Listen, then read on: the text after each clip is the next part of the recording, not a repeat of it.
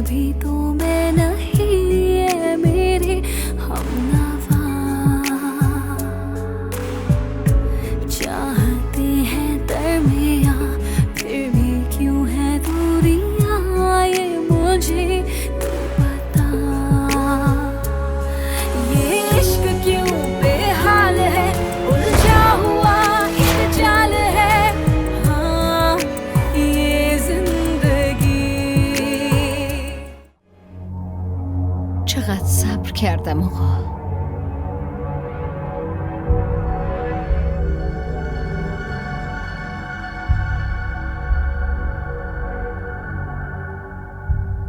دیگه از دستت بازش نکن تا وقتی این دستته بدون که دلنواز همراهته. تا وقتی این دستمه دلنواز همراهمه. باشه اصلا نمیفهمم این اتفاقات چطوری افتاد. من که نمیتونم ازت دور شم. اصلا نمیفهمم. اسم این دختر چی بود؟ کارن. منو جادوم کرده بود. جادو بود. واسه همین تو رو نمیدیدم. امکان نداره. وقتی پیشم نباشی نباید غیر تو کسی دیگه ای رو ببینم. نمیشه. نمیدونم چی شد.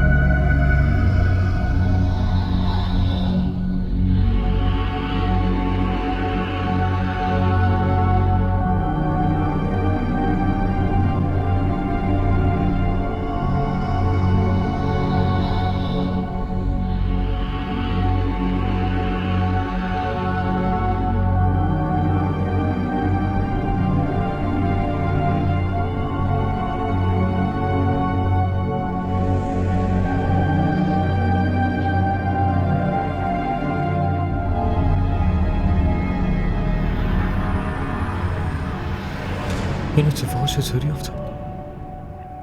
چرا کور شدم؟ فؤاد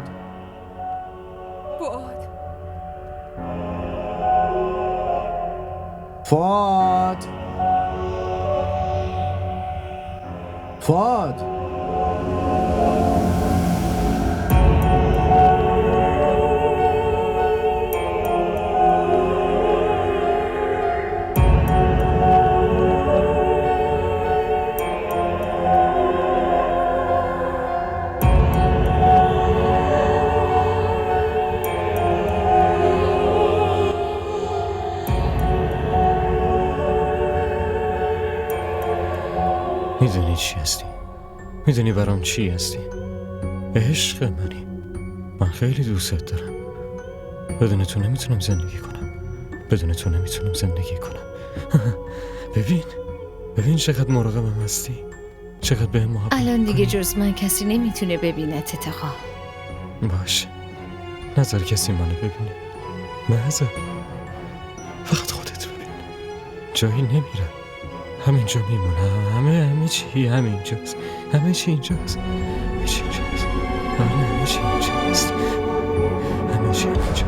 نباید کسی نباید من ببینه. نمیتونه ببینه. شیده به نظرم باید تو روشنی روز با یه عامل بیایم اینجا. خالد بچم کجا رفته آخه؟ معلوم نیست اومده اینجا یا نه. ممکنه رفته باشه بیمارستان. نه گفتش میاد همینجا وقتی کیفشو از خونه داشت میبرد. خب همون. چرا سعی نمی کنی حرفمو بفهمی کاره؟ مامان شمایی که سعی نمی کنی حرف منو بفهمی. واد به خاطر من رفته توی خونه اون جن زده پیش اون جنه. حالا شما داری میگی نگرانش نباشم. خب آره بله ما چه کاری از دستمون ساخته است؟ خب منم دارم فکر میکنم چی کار میتونیم بکنیم. ولی من حتما یه کاری انجام میدم. چی کار میکنی؟ با اون جن میجنگی؟ عقلت سر جاشه؟ داری چی کار میکنی؟ به کی زنگ داری میزنی کاره؟ مامان یه لحظه.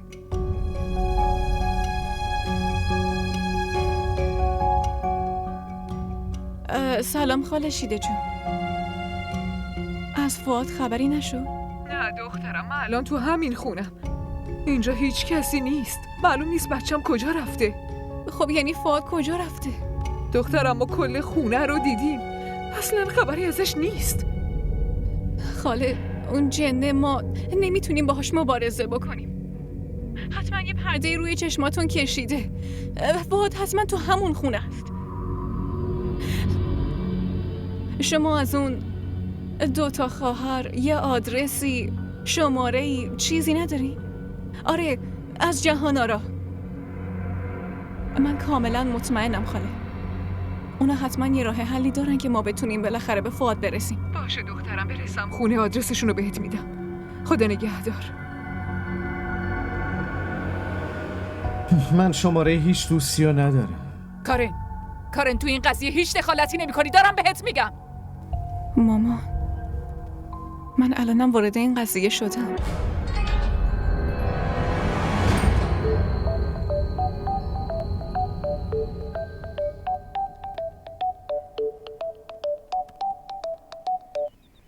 الو، چطوری آسف؟ خیلی خوبم. مطمئن بودم که تو بالاخره یه روز بهم زنگ میزنی. برای این بهت زنگ زدم که بگم از دستت ناراحت نیستم. میتونم شرایطتو درک کنم. من هیچ شکی به عشقت ندارم. تو هم دلتو نسبت به من صاف کن. من با آمرم حرف میزنم. حالا تو باور نمی کنی، ولی من با مامانم هم حرف زدم. نه آسف، تو متوجه نیستی. برای این بهت زنگ نزدم. خواهر بزرگ من آلما رو که مثل یه مادر بزرگم کرد، که جونشم برای من میداد. من اونو کار پدرمو که شروع کرده بود و زنده نگه میدارم. من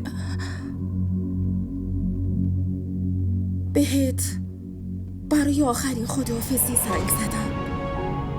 نمیخوام که خاطرهاتو تو دلم زنده نگه دارم.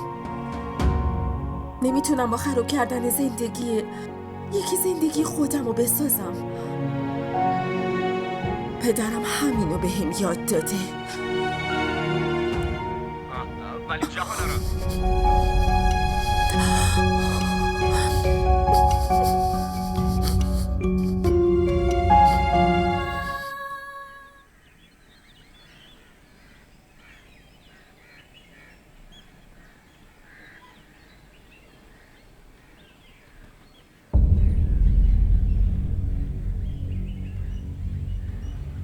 کارین،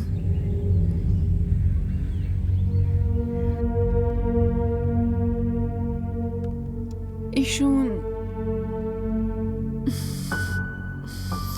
حضرت باباست، پدر جون من. که اینطور من ایشونو چند بار دیدم. ایشون در مورد دلنواز به من گفت. حتی به هم گفت برم مزار، همونجا که رفتم برای فؤاد نخ آوردم. خب من کجا میتونم ایشونو ببینم؟ از این دنیا رحلت کردن. چی؟ کی؟ چندین سال پیش. آخه چطور ممکنه؟ من چند بار دیدمشون، حتی خونمونم اومدن. برای اولیای خدا زندگی و مرگ هیچ فرقی نداره. ایشون اومده بود کمکت کنه کاره. بعد از وفاتشونم کار خودشون انجام میدن. ولی الان کجا میتونم ببینمشون؟ الان حتی بیشتر از قبل به کمکشون نیاز دارم. نمیدونم، ولی همینجا بود. دیروز اومد اینجا. خودش هم گفت که بهت کمک کنم. پس لطفاً بهم کمک کنید جهان آرا خانم. فؤادو از چنگ اون هیولای لعنتی نجاتش بدین. این کارو من نه، خودت میتونی انجام بدی. من چطوری؟ حضرت بابا قبلا بهم خبر داده بود که میای. دلنواز قبلا غلام پدرم بود، بعدش غلام خواهرم حضرت بیبی شد. از قبلم خیلی قوی تره. ولی اینا چه ربطی به من داره؟ من چی کار میتونم بکنم؟ تو باید خودت دعا بخونی. ولی برای چی من؟ چون این دعا رو یه کسی میتونه بخونه که فؤادو واقعا دوست داره. عشق خیلی قدرت داره کاره. این دیگه با آدم ربط داره که چطور ازش استفاده کنه. تو فقط به این کار رضایت بده. خودم همشو بهت یاد میدم.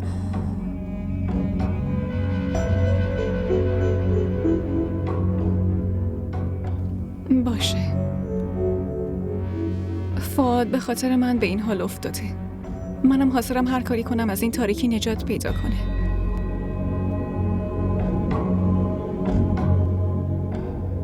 چطور میتونی منو ول کنی یا بری دلنواز؟ نمیتونم نه بگم که تو قبیله ما این اجتماع هر 70 سال یه بار برگزار میشه. همه مردم قبیلمونم میان. هر جایی که میخوام باشن.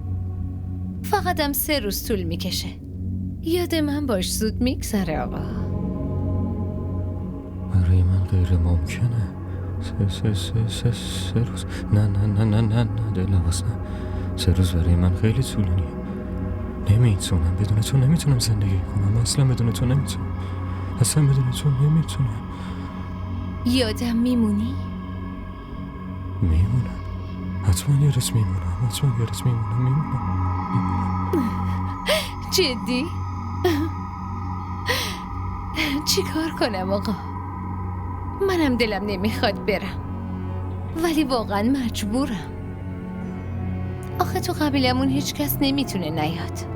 منم که بعد چند سال میخوام ببینمشون. منو یادت بمونه آقا.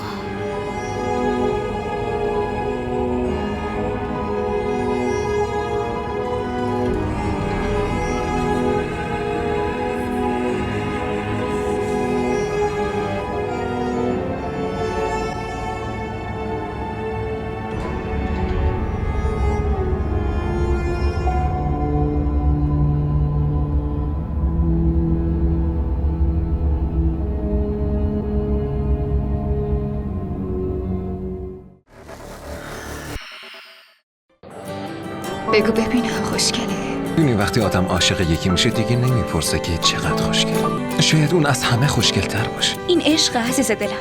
آب نیست که هر وقت تشنت شد بگی یه لیوان آب بده. برای آب باید هزینه‌شو داد.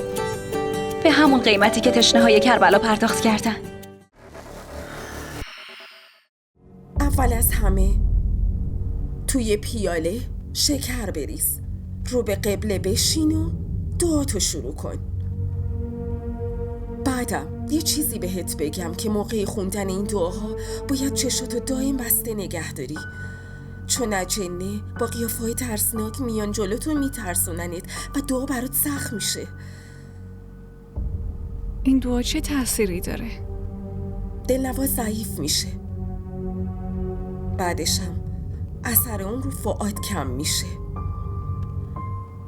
دلنواز الان قلب و عقل فؤاد رو تسخیر کرده، نمیتونه تحمل کنه که شکست بخوره. برای اینکه وقتی اجنه آدمی رو تسخیر میکنن اول از همه عقلش رو میگیرن توی دستشون. شما کاملا درست میگی. من 2 بار این تجربه رو داشتم. حس میکردم ساکت و آروم وایسادم و دارم یه نمایش نگاه میکنم.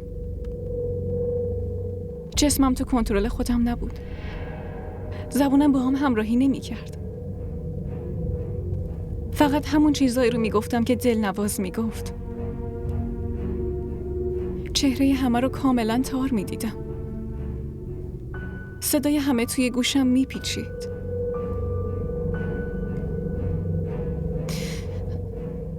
هرچی که بود خیلی بد بود. فکر کردم بهش منو میترسونه. دلنواز که اینطوری نبود. از کی اینقدر خودخواه شد؟ خودمونم نفهمیدیم. ممکنه این روش رو از ما مخفی کرده بوده. میدونی چیه؟ فؤاد میگفت دلنواز هیچ وقت نمیتونه به اون آسیبی برسونه، چون که اون عاشق فؤاده. عشق؟ اسم این عشق نیست، به این میگن افراط. یه آدم رو توی خونه زندانی کرده، تو به این میگی عشق؟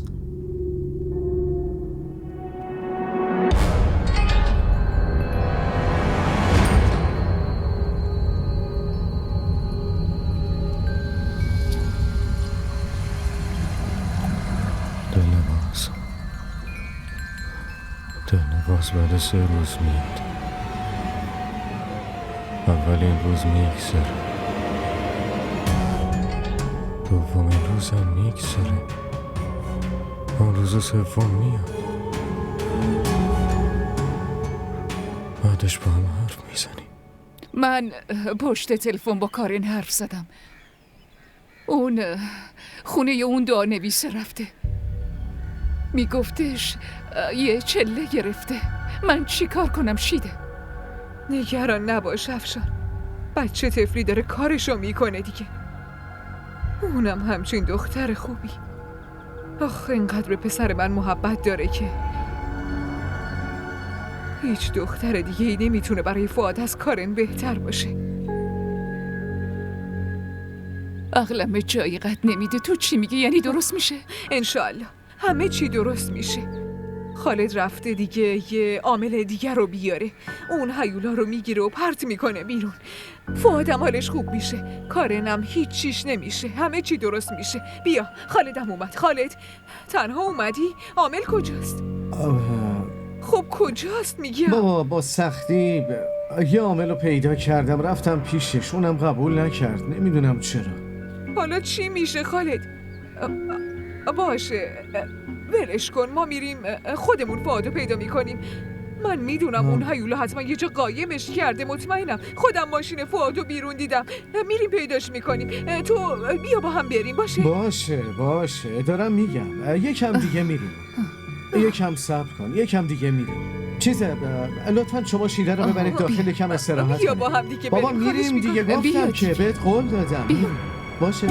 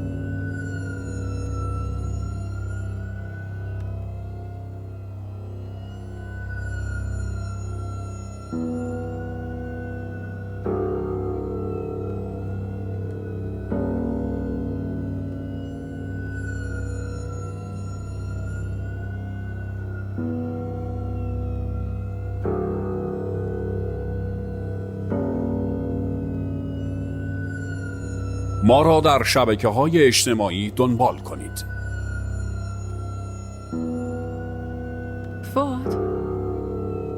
فؤاد برگرد، همه منتظر تو هن. فؤاد خواهش میکنم برگرد.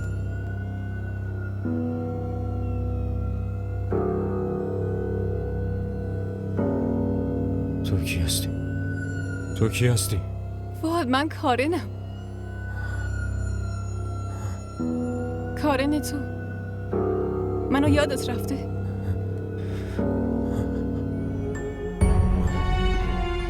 نه نمیتونی کارن باشی.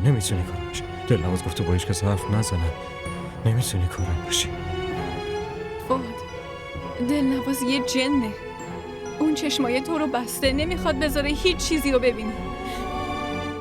لطفاً برگرد فؤاد، لطفاً. نه دلنواز گفته با هیچ کس حرف نمیزنم. بزنم با هیچ کس حرف نمیزنم. دور شو. یادت هست گفته بودی فقط فؤاد با کارن ازدواج میکنه. من همون کارنم فؤاد. سعی تو بکن یادت بیاد فؤاد، لطفاً فؤاد. میبینی؟ منو اسیر کرده. هیچ راهی ندارم. حداقل سعیتو بکن. هر کاری میتونی بکن. میتونی جادوشو از بین ببری، میتونی بیای بیرون فهد. فقط باید سعیتو بکنی. لطفاً سعیتو بکن فهد. لطفاً فهد برگرد. لطفاً برگرد فهد. لطفاً خواهش میکنم برگرد. لطفاً فهد، تو از پسش برمیای. میتونی از چنگش نجات پیدا کنی فهد. فقط سعیتو بکن برگرد. هیچی ازم پر نمیاد. خیلی احساس سنگینی میکنم.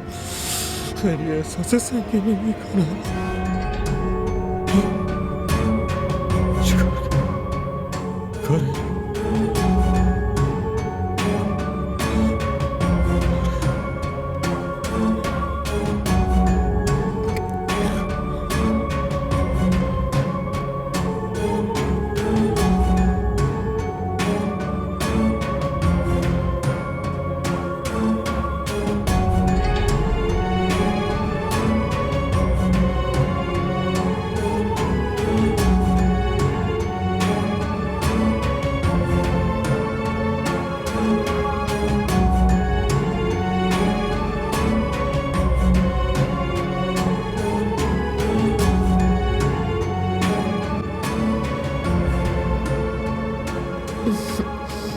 دعاها تموم شد کاره. جدی؟ فقط همین بود؟ خیلی دارم تعجب میکنم که دلنواز هیچ اذیتی نکرد. این که خوبه جهان آرا خانم. شما گفته بودید موقع خوندن دعاها ممکنه قیافه های عجیب غریب ببینم، ولی همچین چیزی نشد. نمیدونم کارن، ولی این دعا رو طبق گفته حضرت بابا بهت دادم بخونی. طبق گفته ایشونم دلنواز باید خیلی اذیتت میکرد، ولی همچین چیزی نشد. مدتی که دعا میخوندی من تو اتاق پیشت ایستاده بودم، ولی نه هیچ صدایی اومد نه هیچ مشکلی بود. همچین چیزی چطور ممکنه؟ این کیه؟ تا حالا این طرفا دیدی نه؟ بابا فکر کنم تو همین خونه میرم. آره منم یادمه چند بار این طرفا بابا هر کی تو این خونه زندگی میکنه دیوونه میشه. پسر جون، ای بابا این که عقلش پریده کلا. یه لحظه کنار. فؤاد پاشو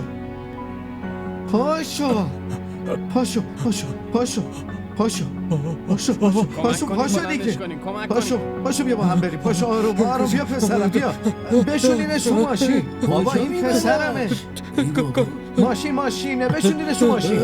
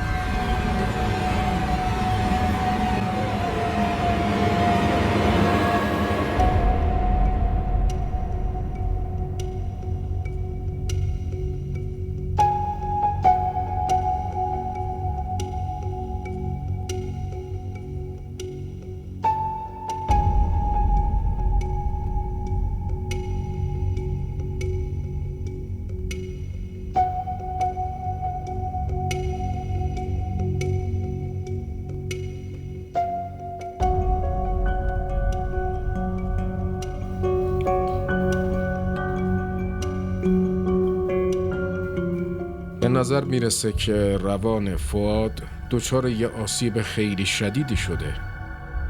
آقای دکتر راستش اتفاقی که برای فؤاد افتاده، یعنی اتفاقی که برای ما افتاده، با همچین چیزی هیچ کس نمیتونه نرمال باشه. یعنی چی؟ متوجه نمیشم. راستش این یه بیماری انسانی نیست، قضیه اجنه است آقای دکتر. ببینید من به جن و پری اعتقادی ندارم، برای اینکه هیچ وقت ندیدمشون. منم اعتقاد نداشتم، ولی خودم دیدمش آقای دکتر. با چشم خودم دیدم. همه این اتفاقی که سر بچم اومده رو دیدم. آره مامان، مستقیم میرم بیمارستان. همونقدر که طول میکشه شما برسی واسه منم همونقدر باشه. خیلی ممنونم جهان آرا خانم. فؤاد پیدا شده. پدر و مادرش بردنش بیمارستان. منم دارم میرم اونجا. کاری خیلی مراقب خودت باش. ببین خطر هنوز تموم نشده.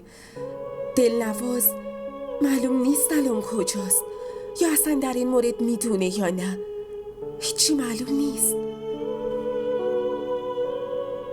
شما هم مراقب خودتون باشید.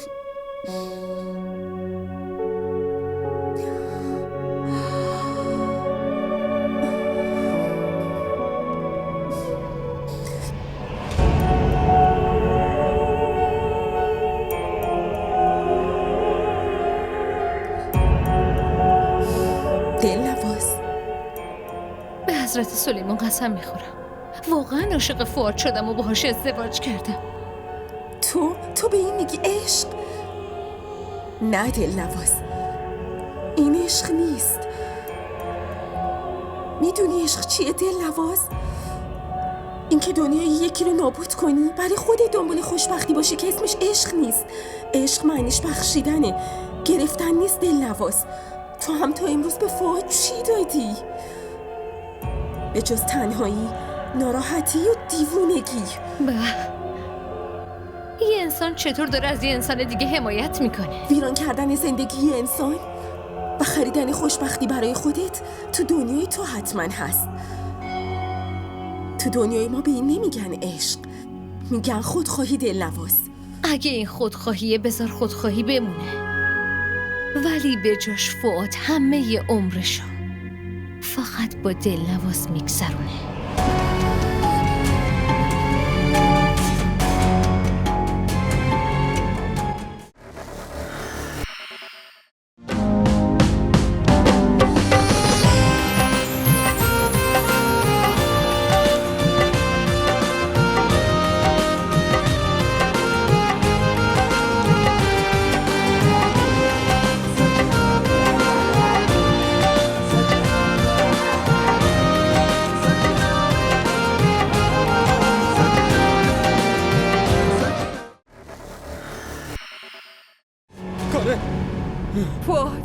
فؤاد چی شده پسرم؟ کارن چی شده فؤاد؟ بابا کارن تانوس داره میاد. دلنواز داره میاد. فؤاد چی شده؟ داره نجاتش فؤاد بدم. به هوش بیا. داره میاد بابا. به هوش میگم من باید برم کارن نجات بدم. فؤاد بشین میگم. فؤاد بشین میگم. کارن تانوس باشه میریم پیشش. فؤاد خالد ببین فؤاد چی شده؟ برو دکتر رو صدا کن. فؤاد خالد زود بیا، بدو دکتر رو بیارش. فؤاد پسرم به هوش بیا پسرم. دلنواز، میدونی که فؤاد دوستت نداره، پس برای چی الکی دل خودتو خوش میکنی؟ تو به این میگی عشق؟ اینکه دنیای یکی رو نابود کنی برای خودت دنبال خوشبختی باشی اسمش عشق نیست. عشق معنیش بخشیدنه، گرفتن نیست دلنواز. تو هم تا امروز به فؤاد چی دادی؟ به جز تنهایی، ناراحتی و دیوونگی.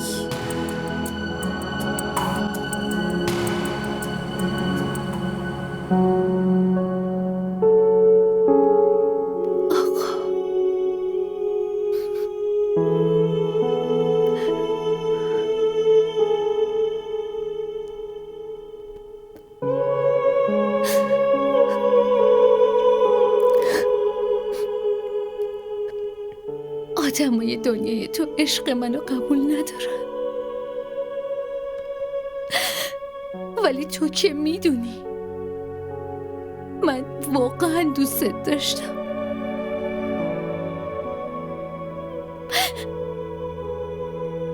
من نمیذارم دنیا اینو ازم ببره. برای اینکه میدونم کسی نمیتونه بیشتر از من دوستت داشته باشه.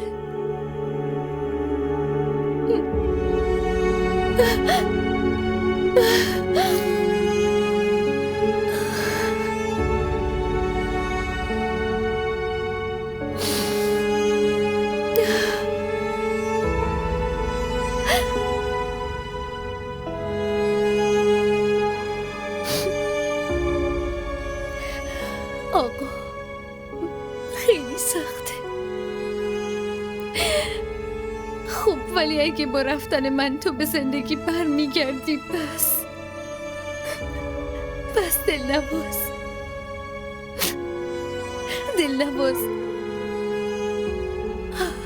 دلنواز حتما برای عشقش یه هدیه بهت میده.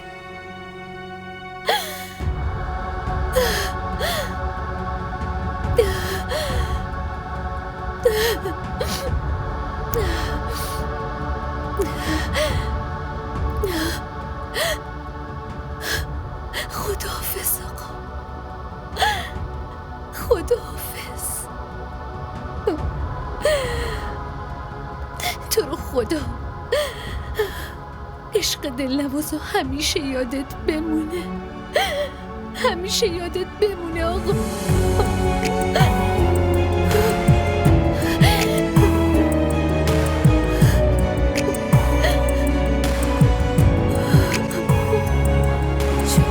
छुपी आवाज है ना खुल सके वो राज है ये जिंदगी।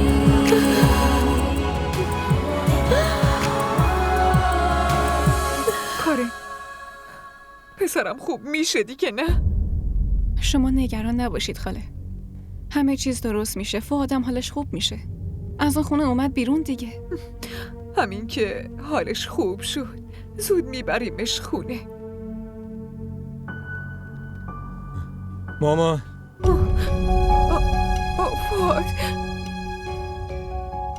فؤاد به هوش اومدی مادر. من برم خالدو صدا کنم. میام، تو بشین برم خالدو صدا کنم. خالد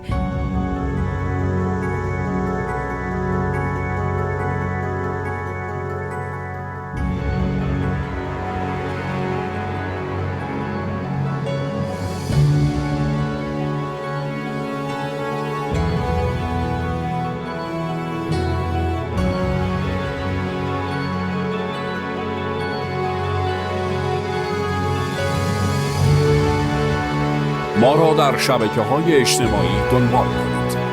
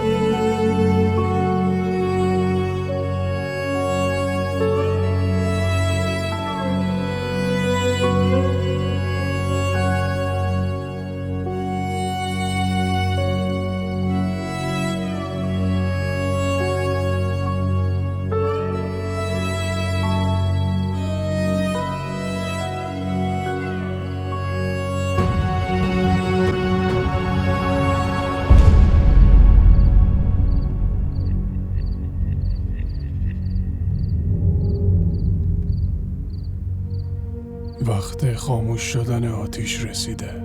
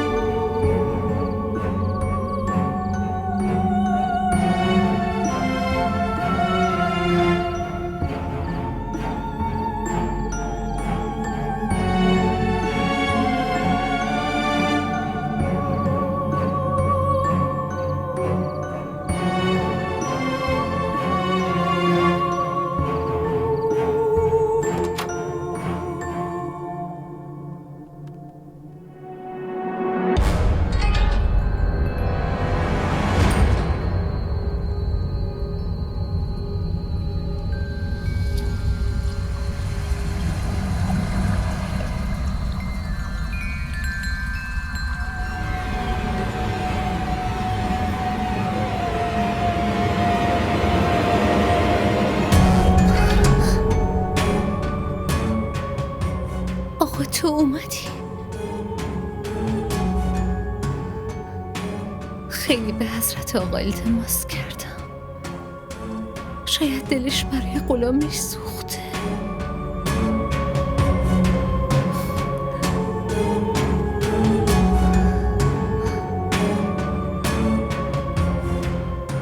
منو از عشق جدا کن آقا. منو ببخش.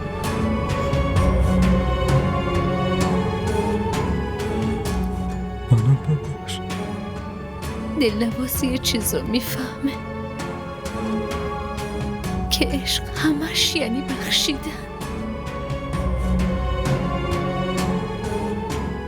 دلم سرد شده. این آتیش داره سرد میشه آقا.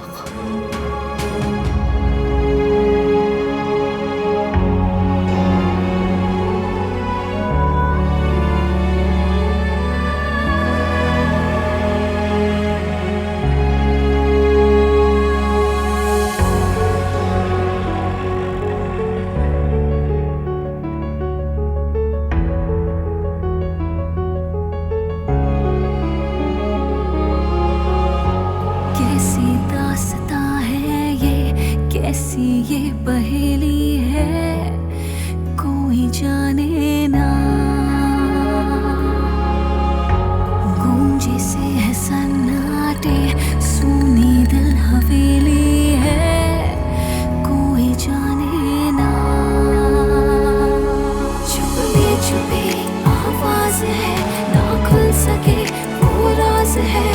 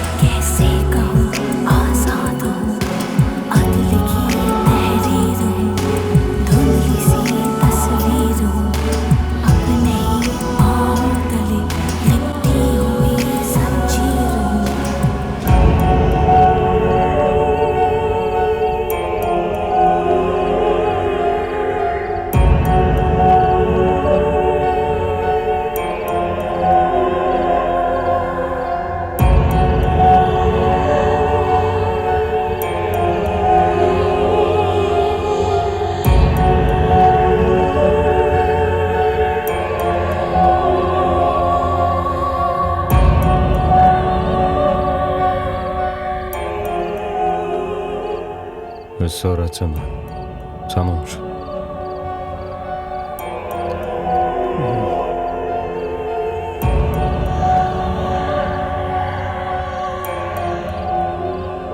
دیگه هیچ وقت بر نگرد.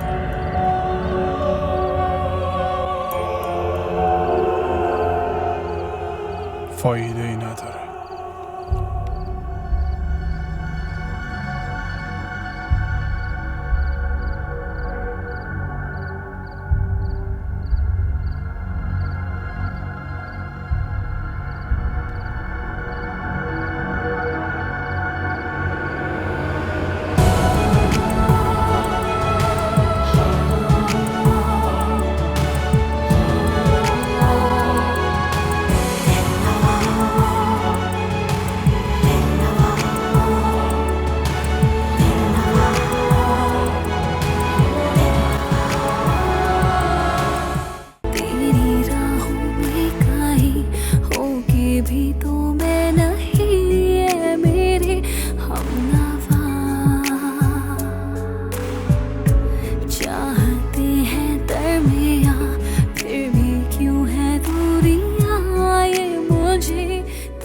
DDTV ارائه کننده بزرگترین سریال های درامای ترکی، کره‌ای، پاکستانی دوبله شده به فارسی می باشد. لطفاً سابسکرایب کنید و عضوی از خانواده ما شوید.